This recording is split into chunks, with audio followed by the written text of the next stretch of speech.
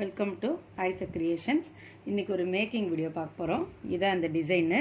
இது எப்படி இருக்குன்னா இதில் வந்து இப்போ நம்ம எப்படி போடுறதுன்றதை பார்க்க போகிறோம். நடுவில்லாம் ஜர்தோசி யூஸ் பண்ண போகிறோம். இது ஜர்தோசி எல்லாமே கையில் தான் யூஸ் பண்ண போகிறோம். இப்போ வெறுமனே இருக்கிற டிசைனை மட்டும் போட்டு காமிக்கிறேன் பாருங்கள். இது ஊசி நம்பர் 14 ஜரி நூல் 753 யூஸ் பண்ணுறேன். ஏன்னா 754 ரொம்ப நல்லாயிருக்கும். எது கிடைக்குதோ நீங்கள் யூஸ் பண்ணுங்கள். இதை ஒட்டி 2 லைன் இப்போது ஜரியில் நம்ம செயின் போட போகிறோம்.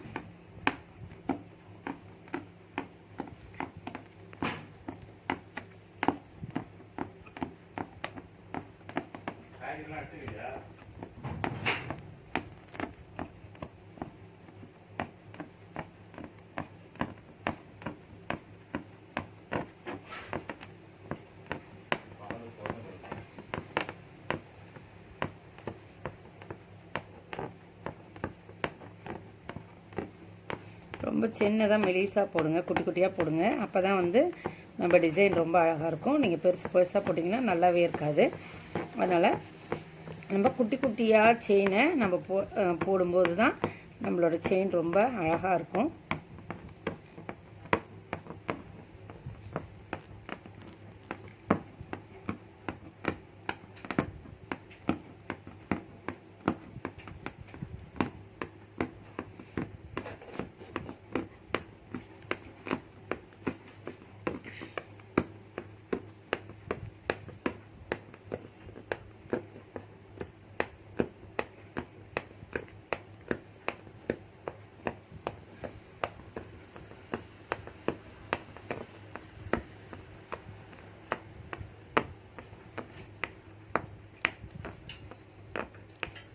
இது ஒரு லைன் போட்டிருக்கோம் பாருங்கள். இதே மாதிரி எப்பயுமே 2 லைன் போட்டிங்கன்னா தான் அந்த டிசைன் ரொம்ப அழகாக இருக்கும். இப்போ இன்னொரு லைன் போட்டுட்டு காமிக்கிறேன் பாருங்கள். இதோட நம்ம முடிச்சு போடுறோம் பாருங்கள். இதை இப்படி சுற்றிட்டு இப்படி தான் முடிச்சு போடணும். லாக் போடணிட்டோம். இப்போ என்ன பண்ணுவோம் அப்படின்னா இது பக்கத்துலேயே போடலாம். அப்படிலாம் இந்த லைனை போட ஆரம்பிக்கிறோம். இது எப்படின்னு பாருங்கள். இங்கே நடுவில் வந்து பீட்ஸ் வைக்கணும். அந்த வெளியே சின்ன பீட்ஸ் இருக்குது பார்த்தீங்களா, இதில் நம்ம ஒரு லைன் போட போகிறோம். இதுக்கு வந்து ஊசி நம்பர் 14 போட்டிங்கன்னா ஊசி பெருசாக இருக்கும், நிறையா வராது. அதுக்காக நம்ம ஊசி நம்பர் 23 இல்லை 24 பயன்படுத்திக்கோங்க. அப்போ அது ரொம்ப நல்லாயிருக்கும்.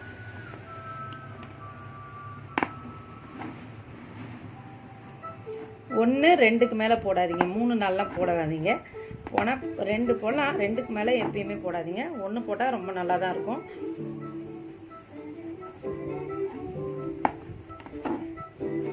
இது கொஞ்சம் ஷைனிங் கோல்டு தான் பீட்ஸு.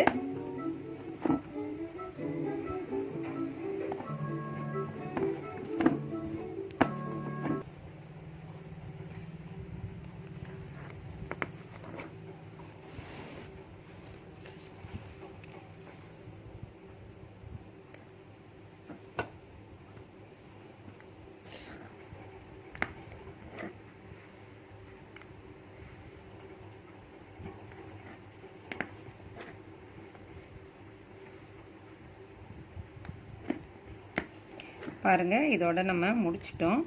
இதுக்கு சும்மா ஒரு லாக் போட்டுட்டு அதுக்கப்புறம் பெரிய பீட்ஸ் போடணும். நடுவில் வந்து நம்ம ரன்னிங் ஸ்டோன் இதில் பயன்படுத்தலை. இதுக்கு பெரிய பீட்ஸ் தான் போட போகிறோம். அது எப்படின்றத பார்க்கலாம்.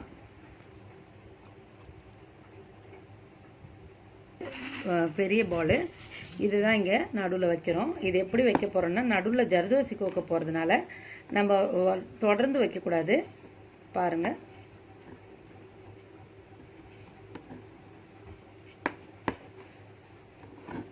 இங்கே பாருங்கள், ஒரு பால்ஸ் வைக்கிறோம்.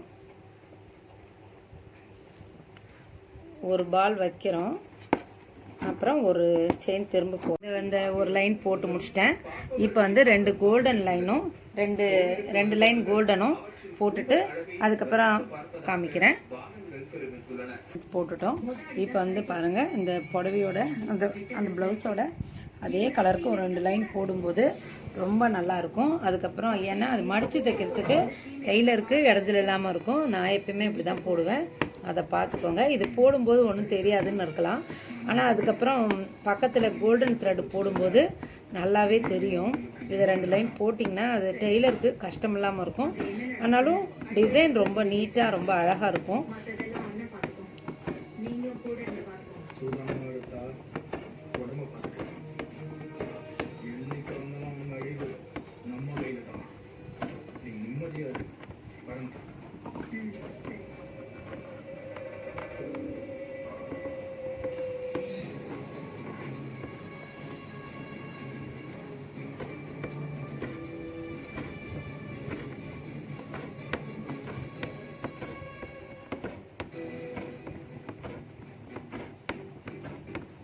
இது 2 லைன் போடணும். 2 லைன் போடும்போது தான் அதில் நம்ம நூல் போட்டிருக்கிறது தெரியும், இல்லைன்னா தெரியாது.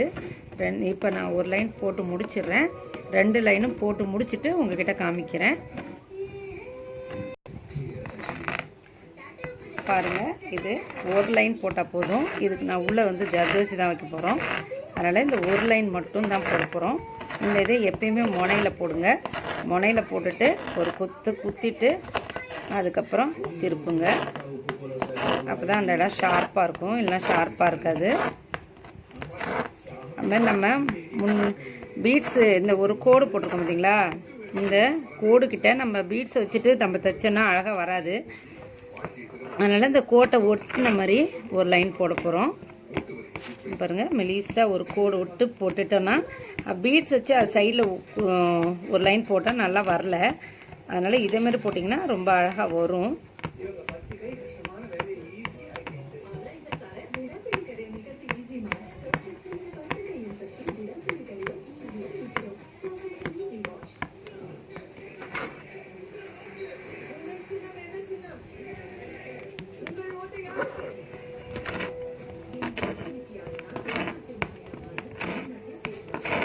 கேப் போட்டிருக்கோம் பாருங்கள், அந்த கேப்பில் தான் நம்ம அந்த பீட்ஸ் வைக்க போகிறோம்.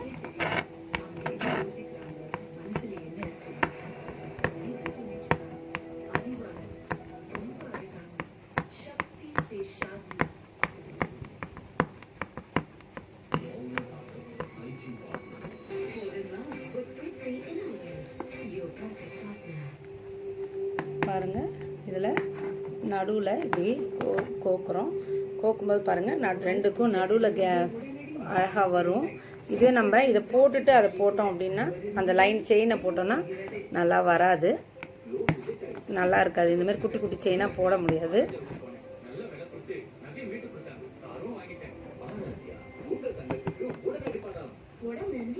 வெளியில் எடு மாதிரி இருக்கும். ஓரத்துலையும் பாருங்கள் செயின் வந்த மாதிரி ரொம்ப அழகாக இருக்கும்.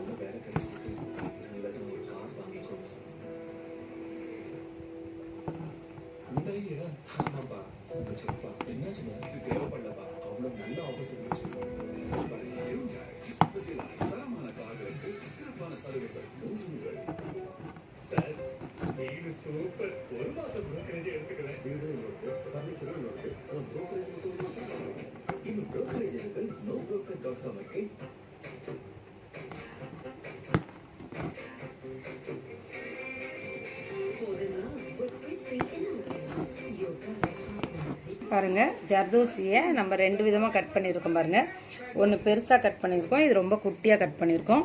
இது எதுக்காகன்னா நம்ம ஒரு கேப் விட்டோம் பார்த்தீங்களா, இதை நம்ம ஊசி நூலாலேயே தைச்சிக்கலாம். நம்ம ரொம்ப பழக்கிறவங்கன்னா ஜர்தோசியில் வந்து இதால் தைக்கலாம், ஆனால் நாம் வந்து ஊசி நூலாலே தைச்சிக்கலாம். அங்கே பாருங்கள், நான் ஊசி நூல் தான், ஜர்தோசிக்குன்னு ஊசி இருக்குது, அந்த ஊசி எடுத்து இந்த நம்ம ஒரு செயின் போட்டோம் பார்த்தீங்களா நூலால், அதுக்கு நடுவில் இங்கே வச்சுட்டு ஜர்தோசியை கோத்துட்டு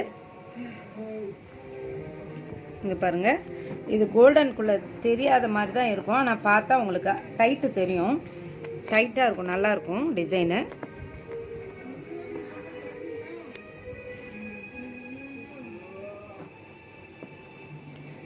இது மாதிரி போட்டோன்னா டிசைன் நல்லா தெரியும் உங்களுக்கு, பார்த்தா தெரியும். ஃபுல்லாக போட்டு முடிச்சோடனே பாருங்கள் டிஃப்ரென்ஸ் தெரியும்.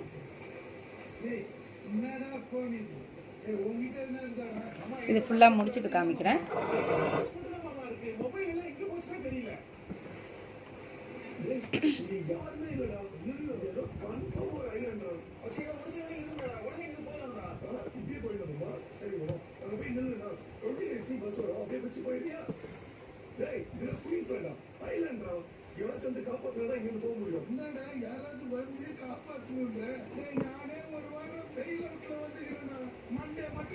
சும்மா இதை போட்டு வச்சுக்கலாம். இதில் இந்த ஊசி இலையை எடுத்து இதிலேயே போட்டுக்கிறோம். போட்டுட்டு அதோடைய ஜர்தோசி இப்படி எடுக்கிறோம். அதுக்காக ஊசியாலேயே நம்ம ஜர்தோசியை வந்து நம்ம ஆரி ஒர்க்காலையும் போடலாம். ஆனால் இது ரொம்ப ஈஸியாக போட்டுக்கலாம். அதுக்காக இதில் போட்டுக்கலாம். இதை பாருங்கள், இதை இப்படி போட்டு அதே இடத்துல குத்தணும். குத்திட்டோன்னா இப்படி கரெக்டாக வந்துடும். அதை இப்படி உள்ளே மாட்டிட்டு இந்த ஆப்போசிட்டில் குத்திட்டோம் அப்படின்னா அது கரெக்டாக நின்றுடும். இதே மாதிரி எல்லாத்தையும் போடுறோம். நம்ம பாருங்கள், இந்த ஊசியை விட்டுட்டு ஒரு சின்ன பீட்ஸ், இது வந்து கொஞ்சம் குட்டி, முன்னாடி போட்டது 4, இது 3 இங்கே வச்சுட்டு அதே பக்கத்திலே விடணும். வெளியில் விட்டுட்டு அதுக்கப்புறம் இங்கே பாருங்கள்,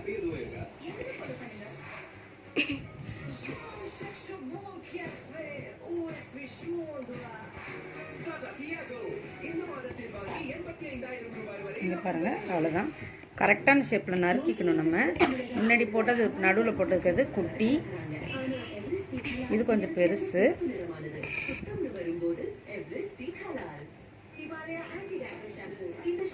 இதில் ஒவ்வொரு இதுலையும் லாக் போட்ட மாதிரி போட்டால் தான் அது ஸ்ட்ராங்காக நிற்கும், இல்லைன்னா நிற்காது.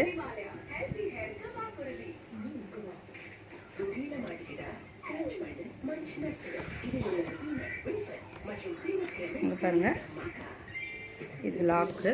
இப்போ இதுக்கு பார்த்தீங்கன்னா இப்போ இந்த இடத்துல ஜர்தோசி தான் போட போகிறோம். இங்கே பாருங்கள், இந்த இடத்துல கரெக்டாக குத்திடுறோம். இதில் ஒன்று எடுத்துகிட்டு இப்படி கிராஸாக பாருங்கள், இந்த கிராஸு அதுமாரி கிராஸாக போடும்போது உங்களுக்கு ஷேப்பும் சரி, டிசைனும் அழகாக தெரியும். ஒரு 3 இல்லை 4 போட்டால் போதும், ரொம்ப நிறைய போட தேவையில்ல.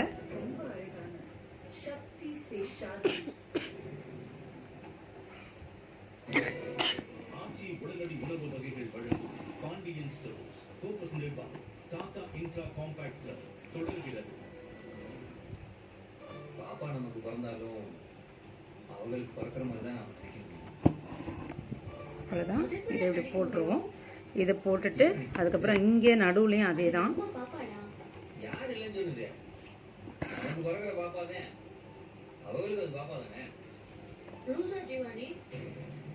நம்ம பாப்பா எப்படி அவங்க பாப்பா ஆக முடியும்?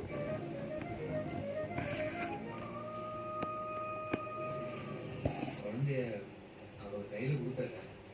என்ன இப்படி கேக்குற? உங்க கையில கொடுக்காமலையா இருப்பேன்? இதெல்லாம் கொடுப்பேன். நீ நம்ம பாப்பான்னு சொன்னதும் அவ கையில கொடுக்காம வந்துருன்னு பக்குன்னு ஆயிடுச்சு. அதெல்லாம் கொடுப்பேன். குழந்தைனா எல்லாரும் தானே கொஞ்சம். இப்போ நடுவில் இப்போ இது கொஞ்சம் 4ஆம் நம்பர் எடுத்துக்கணும். நம்ம பாப்பா அண்ணன் அங்கேயும் அப்பா அம்மா அண்ணன். ஒரு குழந்தைக்கு எப்படா 2 அம்மா 2 அப்பா இருக்க முடியும்? அவங்க பெரியம்மா பெரியப்பா தானே கூப்பிடணும். அதெல்லாம் நம்ம இஷ்டம் தான். நாம சொல்லி கொடுக்குறதுனே அப்படின்னு ஏதாவது சட்டமா இருக்கு? அதெல்லாம் பொண்ணதுக்கு அப்புறம் பார்த்துக்கலாம் ஜீவா. அவங்களை யாருமே இதுலேயும் இப்படி போடணும். இதை போட்டுட்டு இதையும் அதை க்ளோஸ் பண்ணிடுறோம். இப்போ வந்து நிற்க வைக்கணும். இப்போ வரைக்கும் பார்த்திங்கன்னா தெரியும், மடித்து வச்சுருந்தோம். இப்போ பாருங்கள், இப்படி ஊசியை குத்துறோம். குத்திட்டு இந்த பீட்ஸை கோக்குறோம், இந்த ஜர்தோசி கோக்குறோம். இங்கே பாருங்கள், இது பக்கத்துலேயே இப்படி வச்சோன்னா அங்கே பாருங்கள் பூ மாதிரி நிற்கும். நடுவில் கொஞ்சம் அது பக்கத்து உள்ளுக்குள்ளேயே வைக்கணும், பக்கத்தில் குத்தக்கூடாது.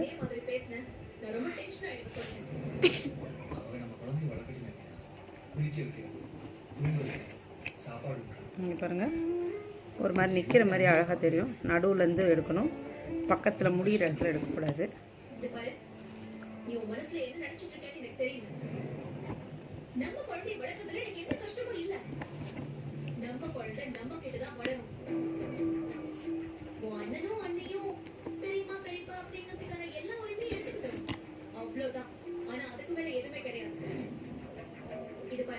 இதை பத்தி இனிமேல் என்கிட்ட பேசிட்டு இருந்தேன், நான் டென்ஷன் ஆயிடுவேன்.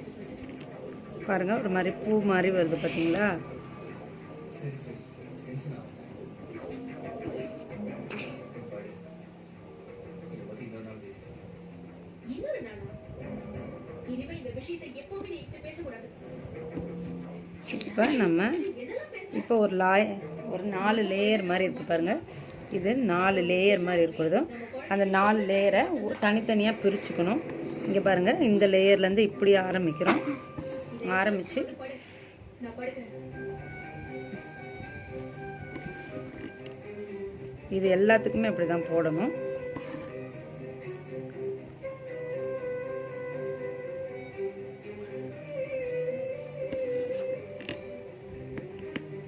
இது 4 லேயரில் ஒரு லேயரை மட்டும் பாயிண்ட் பண்ணி அதுக்கு மட்டுமே இந்த பூ போடணும்.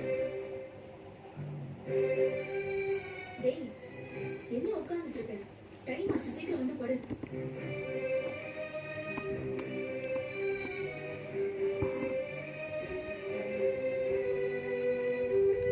அதுக்கு ஒரே ஷேப்பாக கட் பண்ணணும் அப்படின்னா நம்ம ஒரே பூ சைஸாக வரும், இல்லைன்னா மாறி மாறி வரும். அதை நறுக்கும்போது பார்த்து நறுக்குங்க.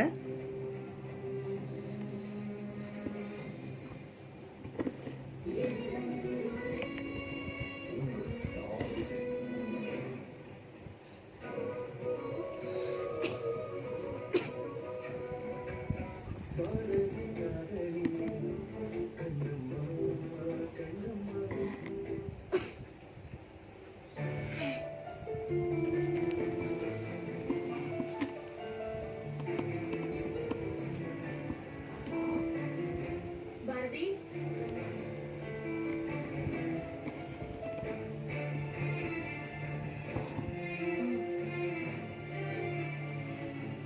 எங்கடா போயிட்டு வர? பிடிச்சவங்களை பார்த்துட்டு வரேம்மா. பார்த்து எல்லா கஷ்டத்தையும் கூட அழகில் இருக்கணும் தைரியம் சொல்லிட்டு வரேம்மா. ஏன்டா இப்படி பண்ற? நான் அவளை வீட்டை விட்டு வெளியே போசனா நீ அவளை போய் தேடி கொஞ்சம் கொலாவிட்டு வர. என் பேச்சுக்கு கொஞ்சம் கூட மரியாதை தர மாட்டியா? இப்போ இந்த 2 இடுக்கில் நம்ம போடும்போது தான் அந்த பூ அழகாக பூ. என்ன பாரதி, நீ ஏன் இப்படி எல்லாம் பேசுற? அதேதாம்மா நானும் கேட்குறேன். நீங்களும் இப்படிலாம் பண்ணிட்டு இருக்கீங்க. ஏண்டா, நான் தெரியாம தான் கேட்கிறேன். அந்த கடமா அப்படி என்னடா அவனை மயக்க வச்சிருக்கா?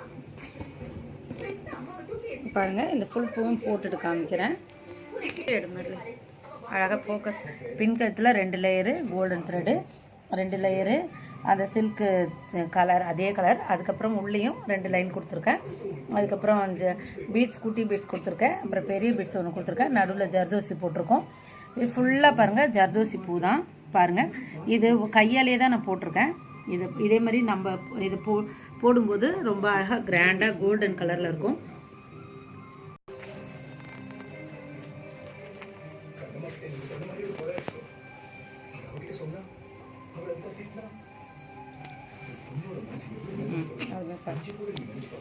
பிரைட் வச்சு எடுக்கல மல்லி. வயசுல அல்ட்ராசல் போட்டு சுத்திக்கிட்டு இருந்தேன். கையும் பாருங்க இவ்வளோ கிராண்டாக இருக்கு. அதே தான் 2 கையும், 2வது கையும் அதுதான். பாருங்க, இது மாதிரி தான் ஃபுல் பூவை முடிச்சுட்டு அதோட ஃபுல்லாக போட்டு முடிச்சிட்டேன். பாருங்கள், இதுதான் இந்த ப்ளவுஸோட டிசைனு. இங்கே பாருங்கள், குறுக்கில் பாருங்கள், ஒரு பீட்ஸ்க்கு நடுவில் இப்போ ஜர்தோசி வச்சு தைச்சிருக்கேன். அதையும் பாருங்கள். இதில் பின் கழுத்தும் கையும் எப்படி இருக்குன்னு காமிக்கிறேன்.